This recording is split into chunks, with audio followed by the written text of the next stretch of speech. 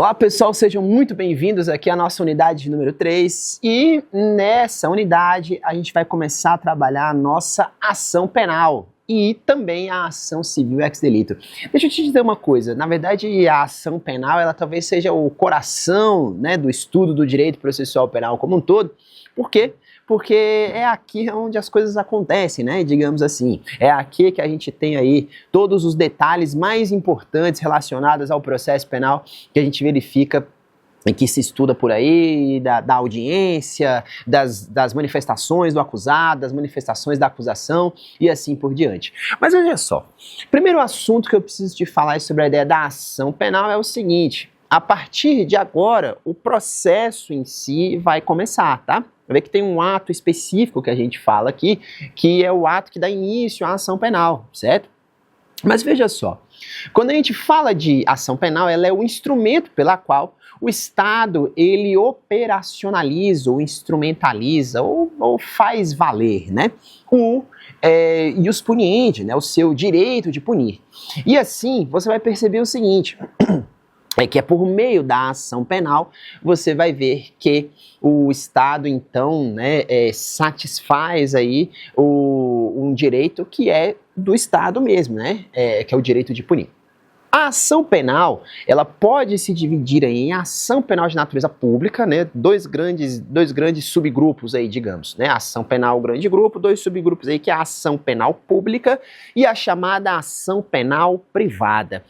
Veja que na ação penal de natureza pública, ela pode se dividir em ação penal pública incondicionada, mas também pode se dividir em ação penal pública condicionada à representação do ofendido. E aí veja só, e também condicionada à requisição do ministro da Justiça. Então uma ação penal pública se divide em incondicionada e condicionada à representação do ofendido ou requisição do ministro da Justiça. E aí, tecendo alguns comentários sobre algumas delas aí, quando você vê a ação penal de natureza pública incondicionada, ela é a regra do nosso processo penal. Eu costumo dizer que ela é a chamada regra do silêncio. Por que ela é a regra do silêncio? É porque nela você vai notar que o nosso acusado, então, não precisa, na verdade, o Ministério Público, ele não precisa de autorização da vítima, não precisa de representação da vítima, ele não precisa de qualquer outro ato que não seja ter em mãos a justa causa para a ação penal, que são os indícios suficientes da autoria, mas a prova da materialidade. Ele não precisa exatamente de nada além disso. Então é a ação penal pública incondicionada, que eu também costumo chamar de regra do silêncio. Por quê? Porque toda vez que o legislador não disser nada, o crime será processado mediante ação penal pública incondicionada. Em outras palavras, só para te dar uma ideia aqui mais clara, quem estabelece a modalidade de ação penal do delito é o Código Penal, não é o Código de Processo. Então você não vai chegar aqui no Código de Processo, por exemplo, e encontrar aí uma lista dizendo: olha, esses crimes são processados mediante ação penal pública incondicionada, em uma lista. Não existe isso, tá? Você vai perceber que os tipos penais, lá no seu próprio texto, o legislador no Código Penal chegou e falou: olha, esse crime aqui, esse processo é mediante essa modalidade de ação penal, certo? Quando ele não falou nada, é ação penal pública incondicionada. Quando ele quer uma modalidade de ação penal diferente da pública incondicionada, aí ele vai pegar e vai dizer, certo? Ele vai pegar e diz lá: olha, esse aqui é de ação penal pública condicionada à representação do ofendido, ou esse aqui é de ação penal privada. Então ele diz, tá? Quando ele quer uma modalidade de ação penal diferente, aí ele pega e diz bem claramente como é que funciona isso aí, certo? Mas se ele não disser nada, olha, abrir o tipo penal ao roubo, abrir, por exemplo, o tipo penal lá do crime de peculato, por exemplo, e lá não tem nada sobre a ação penal, ela é pública incondicionada, tá certo? E aí, seguindo, você vai perceber que a gente vai encontrar aqui algumas outras situações que são o seguinte. Então, já disse para você sobre a pública incondicionada e vou falar para você sobre a pública condicionada à representação do ofendido. Quando a gente fala da ideia de representação do ofendido, o que acontece? Aqui é uma ação que é promovida pelo Ministério Público. Lembre-se, na ação penal pública, todas as públicas são promovidas pelo Ministério Público, tá? Seja incondicionada, Ministério Público, condicionada, Ministério Público. Só que qual é a diferença entre elas? Na ação penal pública condicionada à representação do ofendido, você vai perceber que só vai para frente, ou seja, eu só tenho alguma situação aqui em que o Ministério Público promove a ação penal se eu perceber que houve aí uma representação do ofendido. E o que é representação do ofendido? Nada mais, nada menos é do que o ofendido chegar e expressar a vontade de ver os fatos apurados, tá? Se ele expressar a vontade, não tem forma, né? Inclusive a doutrina até conta para nós aí que a representação é um procedimento informal, tá? Mas o que isso quer dizer? A lei não trouxe, em momento nenhum, nenhuma visão para dizer assim, olha, a representação deve ser feita da forma X. Ela não disse nada sobre isso, certo? Ele só disse que eu preciso que ela seja expressa e preciso que ela seja inequívoca, tá? Então eu preciso ter certeza de que a vítima quer que os fatos sejam apurados e preciso que ela demonstre isso expressamente. Aí expressamente pode ser falado, expressamente pode ser por escrito, pode ser respondendo a alguma pergunta da autoridade policial, exatamente nesse sentido. Você quer que haja apuração dos fatos? Ele vai, sim, quero que haja, certo? Então é mais ou menos isso que acontece. Não tem formalidade, eu só preciso que ela seja pública e expressa e inequívoca, melhor dizendo. E aí, continuando nessa trajetória, você vai perceber o seguinte, que a ação penal pública condicionada à representação, você vai ver que existe um prazo para que a representação seja feita. E esse prazo de representação é de 6 meses, tá?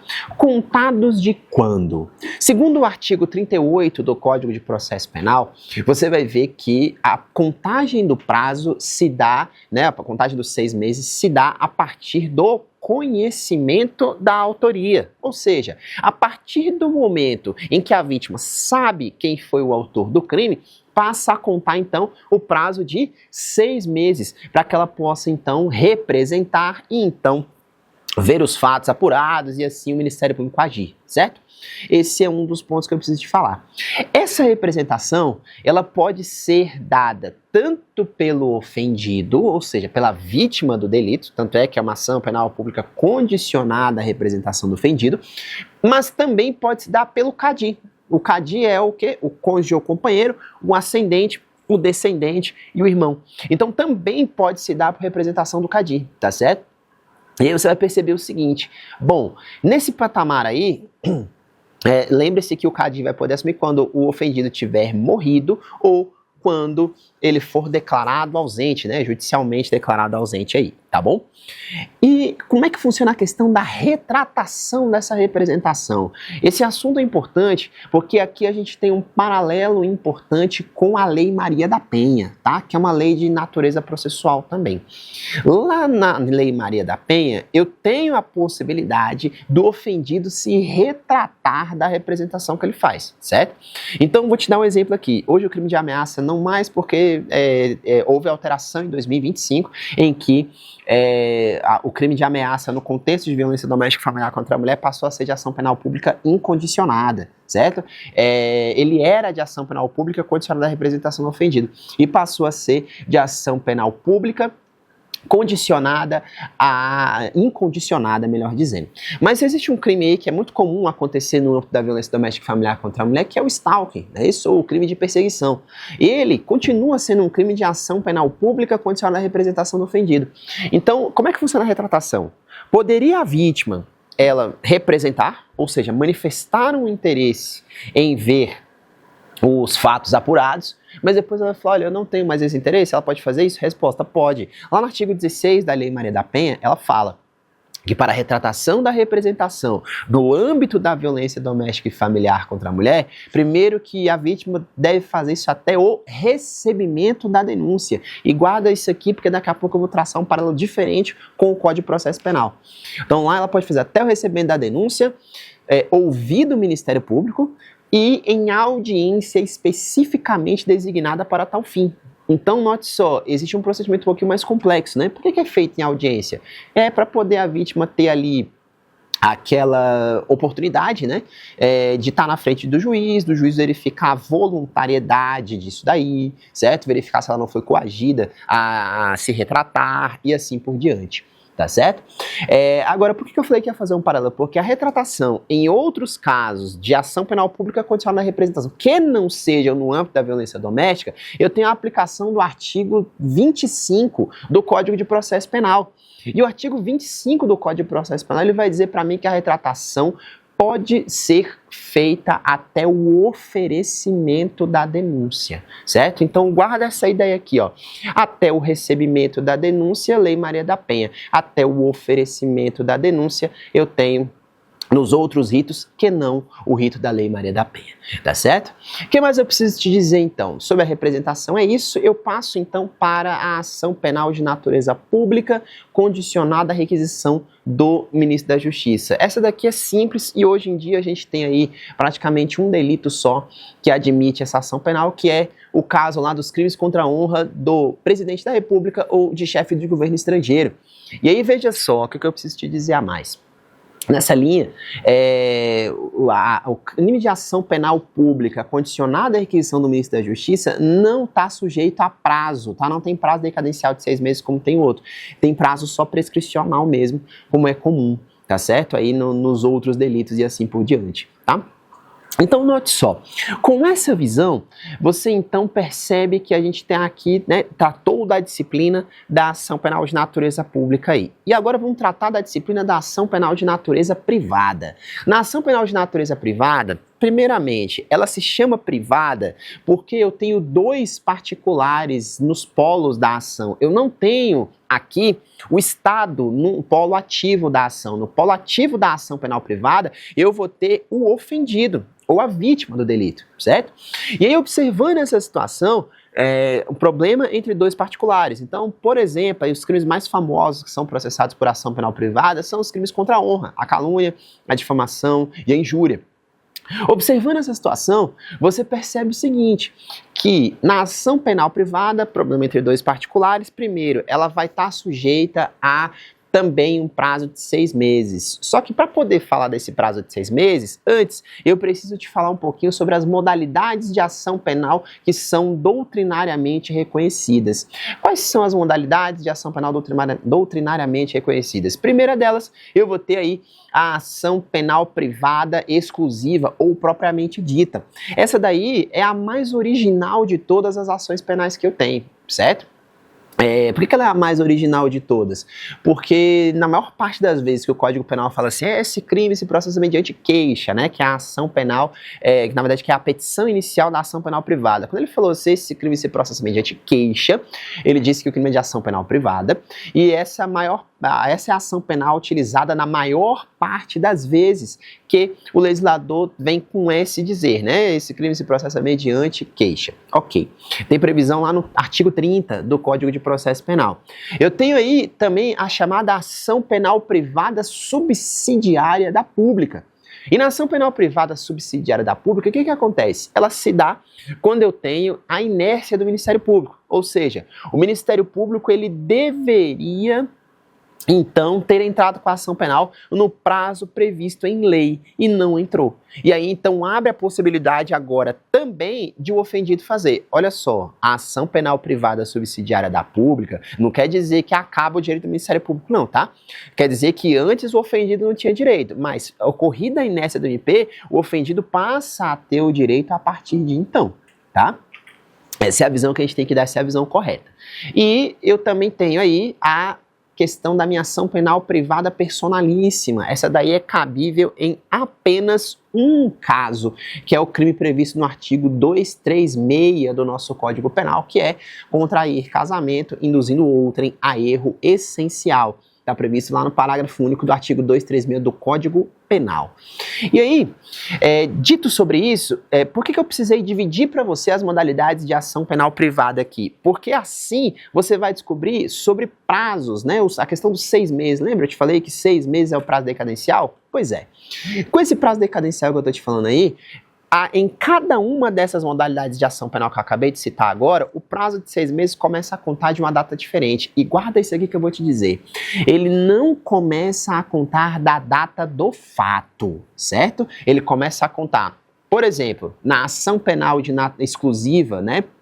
ou propriamente dita, o prazo de 6 meses começa a contar a partir do conhecimento da autoria, certo? Essa é uma.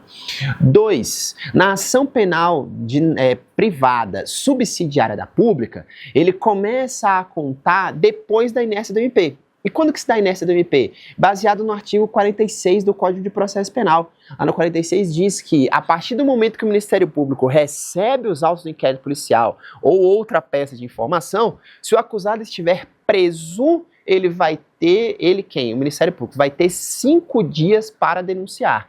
E se ele estiver solto, ele vai ter 15 dias para denunciar, certo? Então, com essa leitura, você percebe que a inércia só vem depois do 5º dia se estiver preso ou depois do 15º dia se estiver solto. E no caso da ação penal privada personalíssima, você vai perceber que começa a contar depois do trânsito em julgado, esse aqui é mais complicado um pouco, tá? Depois do trânsito em julgado da ação civil que anular o casamento. Então ele não é um crime de induzir a outrem, né, a casamento, contrair casamento, melhor dizendo, induzindo outrem a erro essencial. Pois é, eu preciso de uma ação lá na vara de família primeiro, para poder fazer o reconhecimento da nulidade do casamento, para depois, quando essa ação civil está em julgado, eu venho para a ação penal e aí começa a contar o prazo de 6 meses, tá? Detalhe importante sobre o CADI. Você sabe que o CADI, né, é o cônjuge ou companheiro, o ascendente, o descendente ou o irmão. Em relação à ação penal privada exclusiva, ou propriamente dita, e a ação penal privada subsidiária da pública, você vai perceber que o CADI pode assumir a titularidade da ação penal nesse caso ou ingressar com a ação penal nesse caso. Porém, no caso da ação penal privada personalíssima, lá no crime de contrair casamento induzindo outro erro essencial, ele quem, né? O CADI. O CADI não é admitido nesse caso, tá? Por isso que ela é uma ação penal privada personalíssima, porque nesse caso, apenas o ofendido pode ingressar com a ação penal, tá certo? O que mais eu preciso te dizer? Existem alguns institutos aí que são próprios da ação penal privada, que são causas extintivas da punibilidade. Essas daí são 3 situações que são reconhecidamente aplicáveis às ações penais privadas. A primeira delas, a chamada renúncia. Renúncia está prevista aí no artigo 49 do CPP e ela vai dizer para mim o seguinte: renunciar é não fazer. Certo? E aí, qual é a ideia da renúncia aí no nosso CPP? O que acontece? Renunciar a não fazer. Então, quer dizer que aqui o ofendido poderia fazer a ação penal, mas ele não quer fazer. Ele poderia ingressar com a ação penal, porém, ele não ingressa, certo? Ele renuncia. Lembrando que a renúncia é o seguinte: se ele renunciar, vamos dizer que eu tenho aí um delito de calúnia, injúria e difamação, que é o exemplo que a gente usou aqui, mas eu tenho mais delitos de ação penal privada no Código Penal, tá? Mas aí você vai perceber o seguinte: se eu observar a situação de que, dentro desse sistema, o nosso CPP, ele coloca lá, né, no caso a renúncia, e na renúncia eu tenho lá no 49 dito o seguinte: se eu tiver mais de um envolvido na infração penal, ou eu promovo a ação penal contra todos eles, ou se eu deixar de promover contra um deles, aí o efeito desse que eu deixei de promover a ação penal se estende aos demais, certo? Então eu tenho aí uma espécie de efeito extensivo da renúncia, tá? Se eu deixar um de fora, eu estendo os efeitos aos demais. Em outras palavras, de que eu estou falando? Ou eu ingresso com a ação penal privada contra todos ou contra nenhum, tá certo? Essa é a ideia. Passando aí para a ideia do perdão, que é o próximo instituto, você vê que o perdão, ele também tem a mesma pegada. Eu concedi perdão a um dos envolvidos, o efeito do perdão concedido a um dos envolvidos se estende aos outros, certo?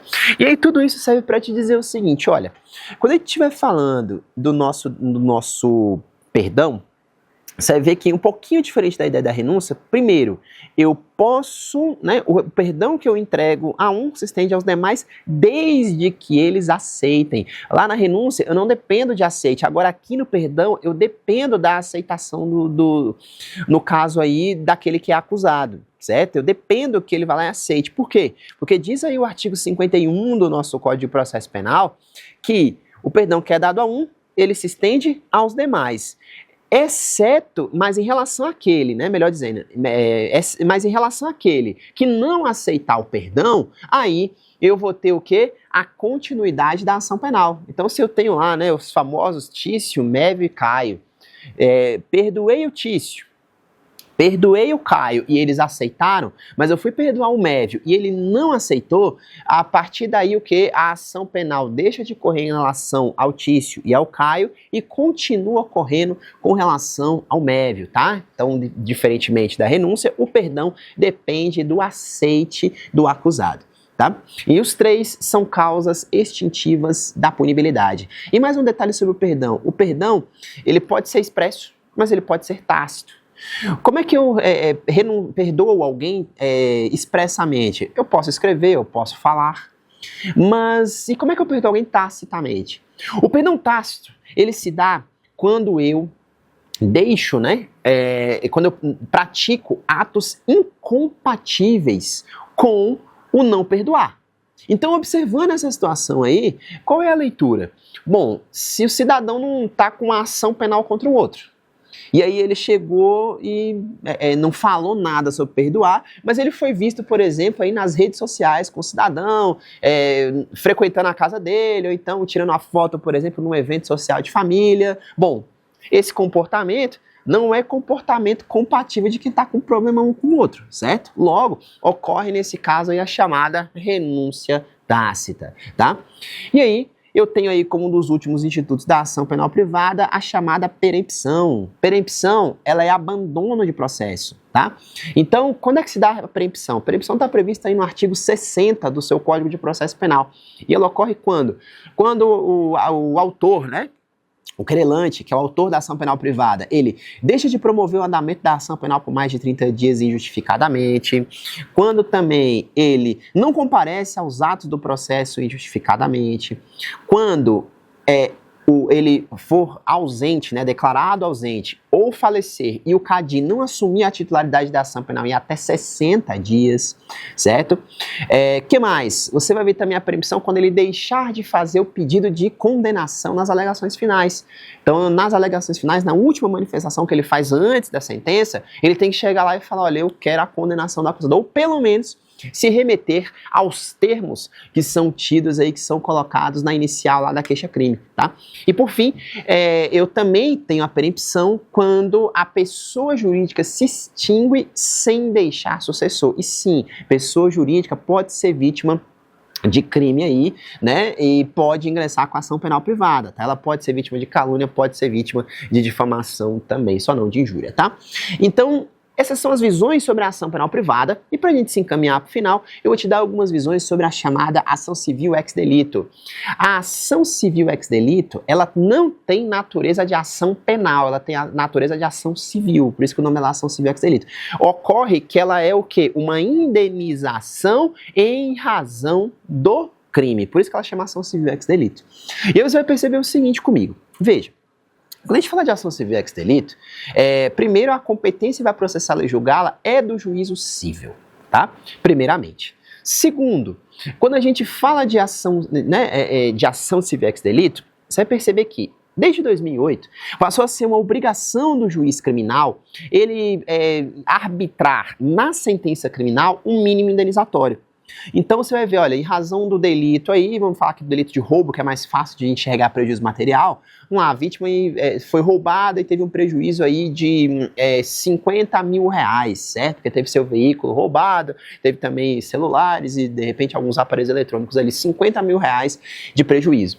O juiz vai arbitrar um mínimo indenizatório na sentença penal condenatória, que pode ser de repente aí dos próprios 50 mil, que é o equivalente ao prejuízo material que ele teve. A nossa vítima, ela pode fazer duas coisas com essa sentença. Número 1, ele pode pegar e direto executar lá no cível. Executar é cumprimento de sentença, tá, filho? Então ele pode promover o cumprimento de sentença direto lá no cível pelos 50 mil. Ou ele pode ir lá no cível ingressar, pegar essa sentença e falar, olha, arbitrou o mínimo indenizatório de 50 mil, porém eu acho que tá pouco. Eu acho que eu merecia aqui 75 mil reais. E aí ele entra com um procedimento de liquidação de sentença para poder tentar elevar esse valor. Ele tinha os 50, mas ele pode tentar elevar esse valor. O que mais eu tenho aqui? Sobre a ação civil ex delito, você precisa saber o seguinte, tem algumas situações que, se for o motivo da absolvição na esfera criminal, vai haver coisa julgada no cível. Que casos são esses? As excludentes da ilicitude, a negativa de autoria ou a inexistência do fato. Quando eu falar de inexistência do fato, se o fato não existiu, ele não existiu para ninguém, né, meu amigo? Se eu falar de negativa de autoria, eu provei que o autor não tem nada a ver com o crime. E se eu falar de excludente da ilicitude, eu percebo aí, né, o estágio de necessidade, legítima defesa, assim por diante, as mesmas excludentes da ilicitude eu tenho no âmbito civil também, tá? Então você vai perceber que elas fazem coisa julgada. O que não faz coisa julgada no cível? O arquivamento do inquérito policial, a absolvição do acusado ou o reconhecimento de causa extintiva da punibilidade, certo? Porque isso tem validade aqui no direito criminal, entretanto, na área civil não tem nenhuma validade, tá certo? Eu espero ter contribuído um pouco aí com o seu conhecimento e com a sua evolução. Continua comigo que já já a gente volta para mais uma unidade. Até logo!